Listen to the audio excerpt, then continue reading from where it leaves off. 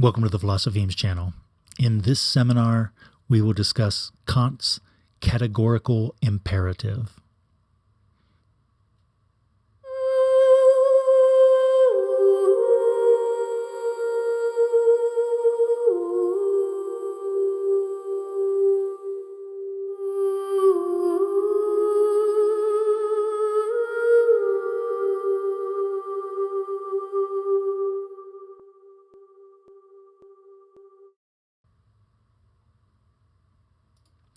All right, so this is the first seminar dedicated solely to Kant.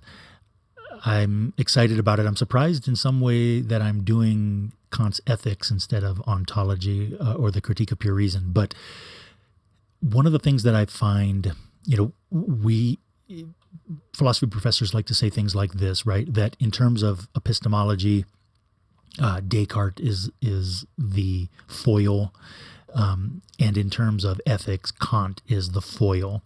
However, I truly believe, after teaching ethics, my master's in philosophy specializes in ethics. In teaching ethics so often, I finally came to realize that most people do not understand Kant's categorical imperative. And I also believe that the reason it makes for such an easy foil is because it's not being taught correctly.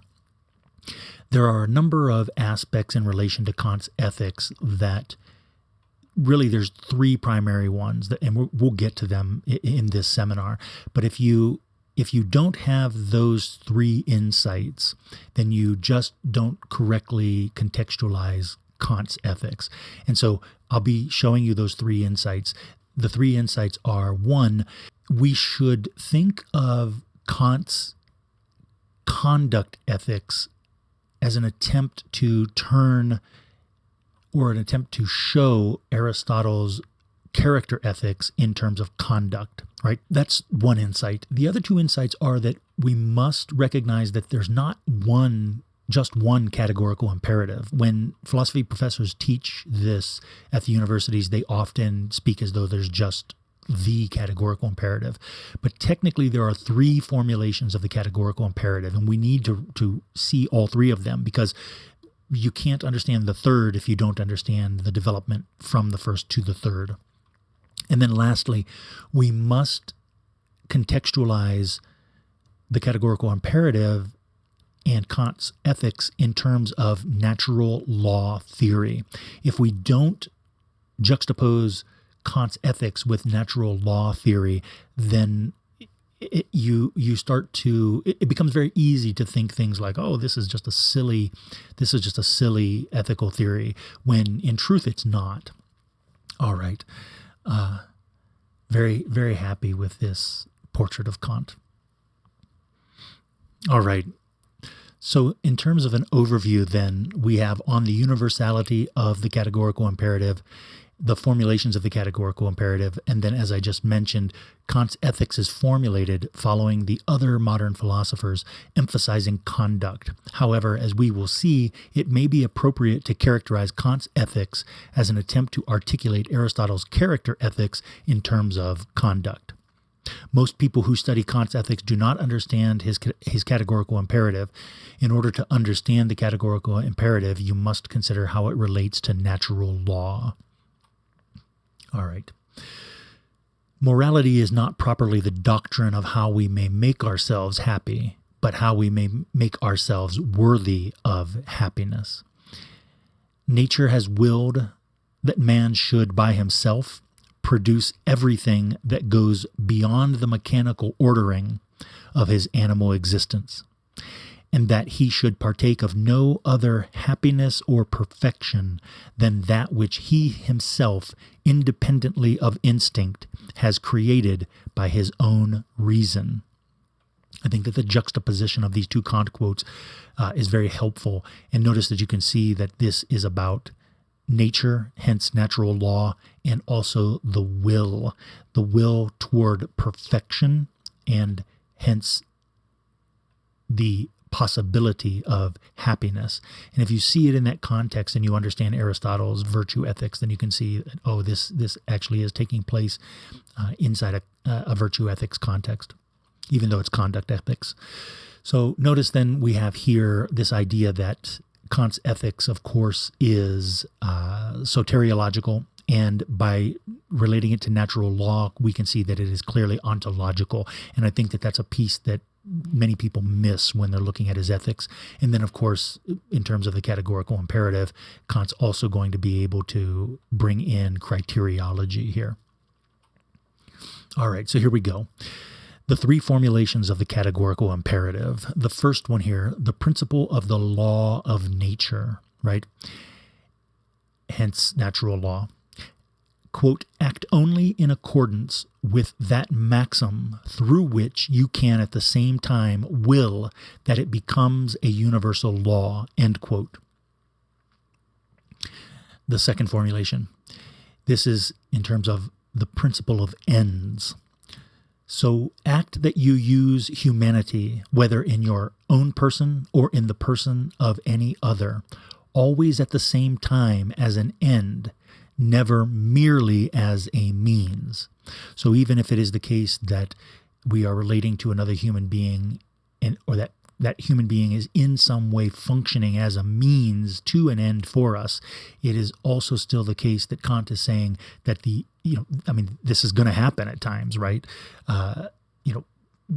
DoorDash is a means to an end, right? But by relating to the person that's delivering the food as though they are an end in themselves also, that's how we have an ethical relation to them. And then lastly here, and this is the categorical imperative that everyone focuses on. They tend to neglect the first and second formulations. So Kant tells us the principle, that this is in terms of the principle of autonomy. So it's the categorical imperative formulated in terms of these three different principles. So in terms of the principle of autonomy, the principle of every human will as a will giving universal law through all its maxims. So we're going to discuss these now. So in order to understand this, it's helpful to look at other things that Kant wrote, right? So here we have the three original predispositions to good in human nature. And by the way, this entire presentation is being taken from the Kant chapter of my ethics textbook. My ethics textbook was published in 2016 by Kendall Hunt Publishing. I think it was 2016. Yeah. So first here, the predisposition to animality in man, taken as a living being. So there's a predisposition to animality. Then also there is a predisposition to humanity. And this is when man is taken as a living and at the same time a rational being. So we have living being, animality, rational being, humanity, and now the predisposition to personality in man, taken as a rational and at the same time an accountable being. So we've got living, animality, rational, humanity, accountable, personality. Okay. Now, there are three corresponding, this is all Kant, right? There are three corresponding types of self-love. So the predisposition to animality in mankind may be brought under the general title of physical and purely mechanical, that is deterministic self-love, wherein no reason is demanded. The predisposition to humanity can be brought under the general title of a self-love which is physical and yet compares. That is, we judge ourselves happy or unhappy at this level based on this predisposition. We judge ourselves happy or unhappy only by making comparison with others. Out of this self-love springs the inclination to acquire worth in the opinion of others. However, the highest level here, the predisposition to personality, is the capacity for respect for the moral law as in itself a sufficient incentive of the will. So we see the corresponding type of self-love associated with the predisposition to animality, the self-love associated with the predisposition to humanity. And I think that it's really brilliant to think of this sense in which rationality is associated with humanity, and so therefore it is perfectly natural for the human to think of itself in terms of ratios, and so in terms of how it relates to others. They have 5 of those things and I have 4 of those things, or whatever the case may be. And then lastly, the predisposition to personality as an incentive of the will. So let's see how this makes even further sense. So duty ethics, as Kant's ethics is often referred to as, duty ethics, natural law, and function. So here we go. Because we are natural beings, we have natural functions, which, stated positively, must be fulfilled in order for us to survive, develop, and thrive. And stated negatively, we must avoid certain actions which go against our natural functions if we are to survive, develop, and thrive. This is going to be extremely obvious, right? So this insight is developed in 2 ways. First, all of nature has functions, and therefore the natural law describes the rules which nature must follow in order to survive, develop, and thrive. In this way, Kant thinks we have a duty to act in accordance with our natural functions, that is, natural law. Kant thinks the only way for us to perfect ourselves and to be truly free is in terms of our natural functions. So the twofold natural law, physics and moral. So thus the natural law in the physical dimension is like the law of gravity. You might not like it, but if you try to not obey it, bad things tend to happen. And this is just, very simple and straightforward stuff, right? If you jump off of the Empire State Building, right? If you jump off of a very high building, you're probably going to splat on the ground and die, right? If you consume hemlock or rat poison or something along those lines, right? That it's going to harm you, right? And this is because it's going against your natural function. It's going against your nature. It is hence a rule or a natural law that you should not jump off of these buildings and that you should not consume rat poison, because if you do, it will be bad. Now, if that's the natural law in the physical dimension, then look at the natural law in the moral dimension. Kant thinks the moral dimension works the same way. So lying goes against your natural function, like jumping off a building goes against gravity, right? And I think that people just, absolutely miss this. So if you don't have this component of the natural law in relation to, why Kant thinks it is your duty to not lie, for example, then you just can't understand what Kant is talking about. All right. So on the universality of the categorical imperative, it should now be easier to understand Kant's categorical imperative.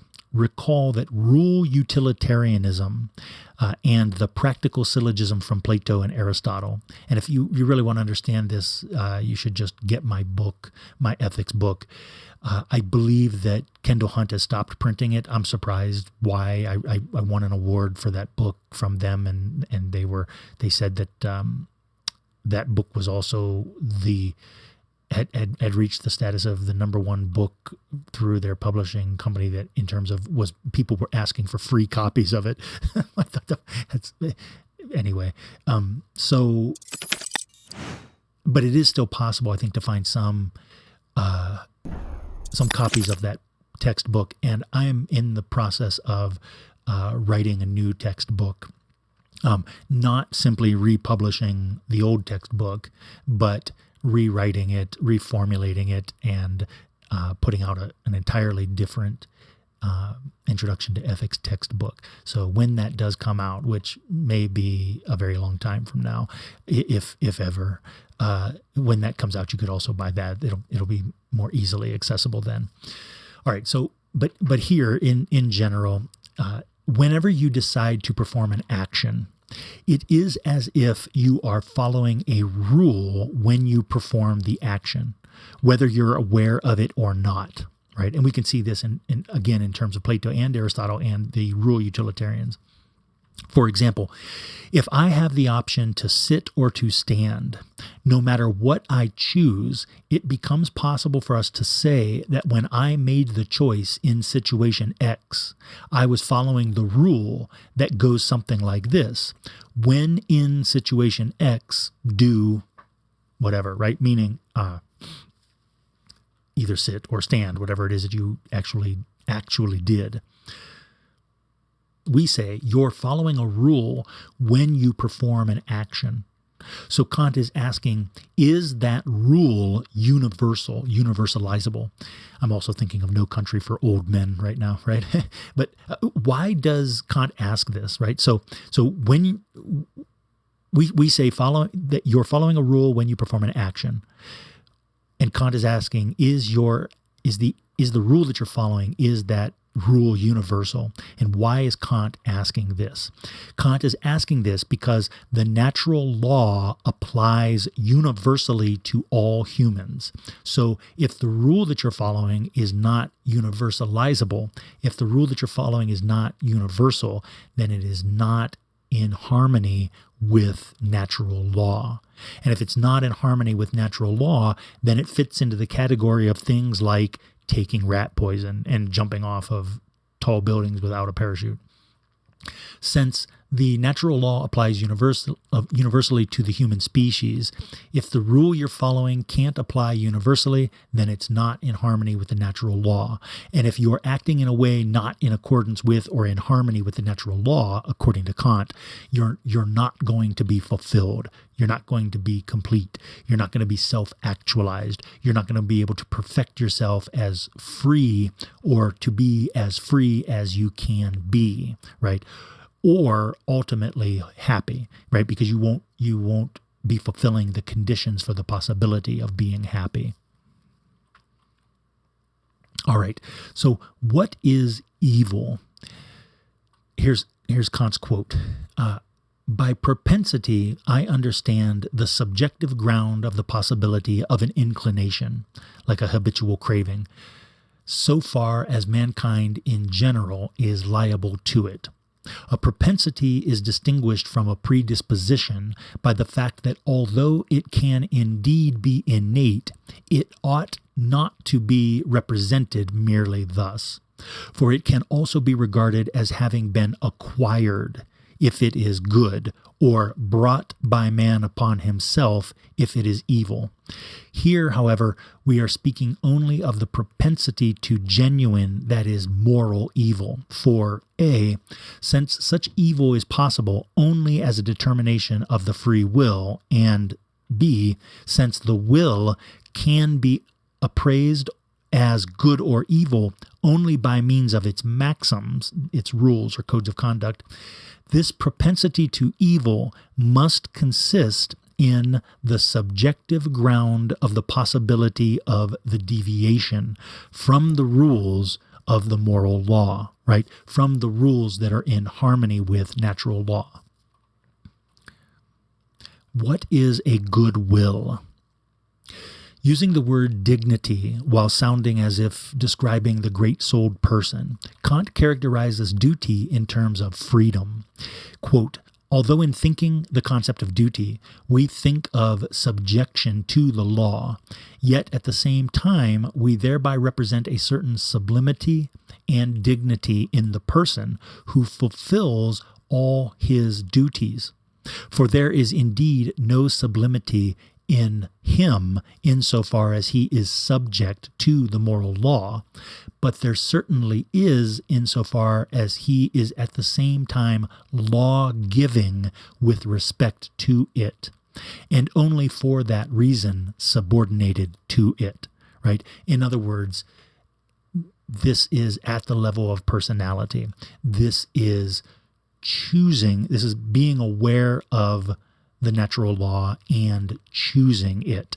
So choosing your will, choosing and using your will in harmony with the natural law. And because it is grounded in freedom, because it is grounded in choice, that makes the will good. That makes it a good will, right? Quote, "The laws of the kingdom of ends are the laws of freedom, both because it is the mark of free citizens to make their own laws, and because the content of those laws directs us to respect each citizen's free use of his or her own reason." That's a quote from a secondary source. Hence, the same move we noticed just above, that is, that evil is determined in regard to one's maxims, right? So moral evil is in regard to the rules that you are following when you're performing actions, shows us how goodness is determined in regard to the will. Kant explains, and now here's a quote from Kant, "But since it may well be that man as a species is neither good nor bad," this is, for example, regarding Hume's nihilism, "or at all events that he is as much the one as the other, partly good and partly bad. We call a man evil, however, not because he performs actions that are evil, hence actions that are contrary to the law, but because these actions are of such a nature that we may infer from them the presence in him of evil maxims," meaning that he is choosing to follow evil rules. In this way, Kant couples freedom and necessity by noting that the will is always free, though it can submit itself through ignorance, etc., into slavery. And the law, and that's an existentialist idea, by the way, of course, is that you can always choose death over slavery. You can always choose death over dishonor. You can always take your life if the shame is unbearable. And the law, in both its natural and moral manifestations, is always necessary, right? Gravity is necessary. It's just not possible for you without technological mediation. It is just not possible for you to jump off of a building, and if the building is high enough, right, and for you to not fall to the ground and for you to just survive that fall. In regard to such conditions, quote, "A good will is not good because of what it affects or accomplishes," right? So this is not consequentialism. "Because of its fitness to attain some proposed end, but only because of its volition. That is, it is good in itself, and regarded for itself is to be valued incomparably higher than all that could merely be brought about by it in favor of some inclination." So here is the sense in which, right, virtue ethics is being articulated as duty ethics in terms of conduct, but really what we're talking about here is goodwill.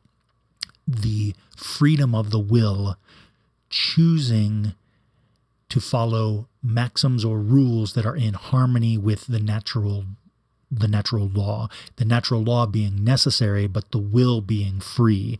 And so, hence, the good will is the will that chooses in light of the natural law. And this then, even though it's being articulated in terms of choice and conduct, really, it is absolutely not a consequentialist theory of ethics. It is absolutely not utilitarian, even though we can see here that it helps us if we understand rule utilitarianism. It helps us to get into the nuances of Kant's duty ethics. So to ensure freedom of the will, and thereby to ensure its highest dignity and goodness, Kant provides clarification regarding duty. He says, an action must not be simply in conformity with duty, but also from duty, right? So it has to involve the will. An action from duty has its moral worth not in the purpose to be attained by it, but in the maxim in accordance with which it is decided upon, and therefore does not depend upon the realization of the object of the action, but merely upon the principle of volition, in accordance with which the action is done without regard for any object of the faculty of desire. The action is done without regard for any object of the faculty of desire.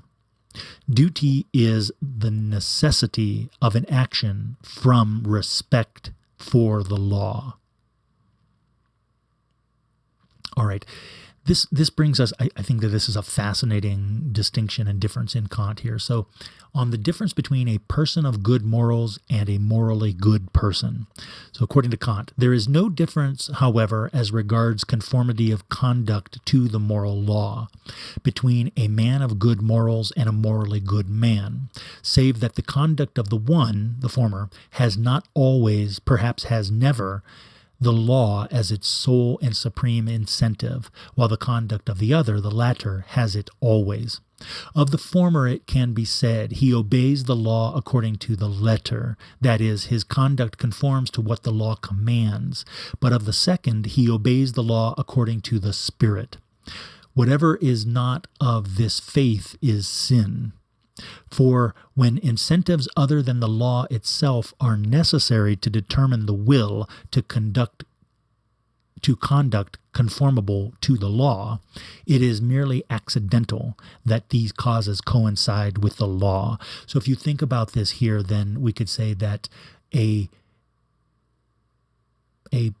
man of good morals is the continent person in Aristotle's character types, and the morally good man is the virtuous person in Aristotle's character types. So you can see, the reason I wanted to be sure to include this is so you can see that Kant really is providing a modern reading of Aristotle's character ethics, and it's being articulated. I mean, I think that it is a form of virtue ethics, but it's being articulated in terms of conduct.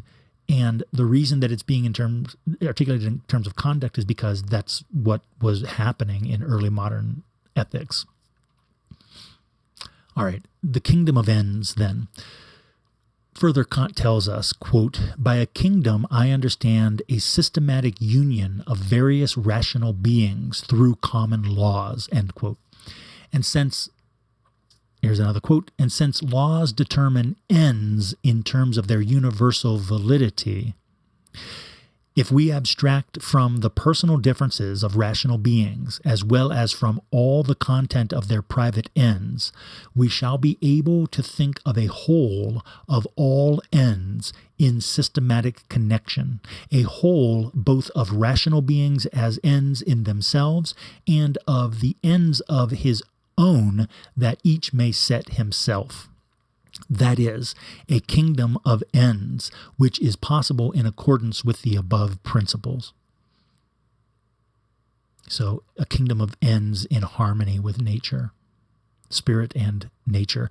This business in Schelling of nature being visible spirit and spirit being invisible nature, I think it absolutely is operable here. So, the kingdom of ends.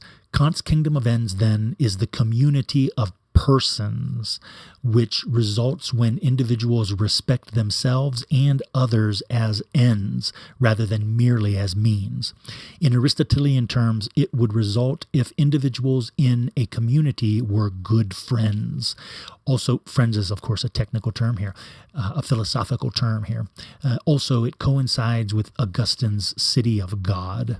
So that is, in my opinion, the proper way to contextualize Kant's duty ethics. Thank you so much. I'm really happy to be able to present this. I feel like if you can think of this proper this proper contextualization and conceptualization of Kant's duty ethics, then suddenly, we will stop teaching Kant's ethics as though it's silly or foolish, because it really isn't. It isn't. Thank you so much. See you in the next seminar.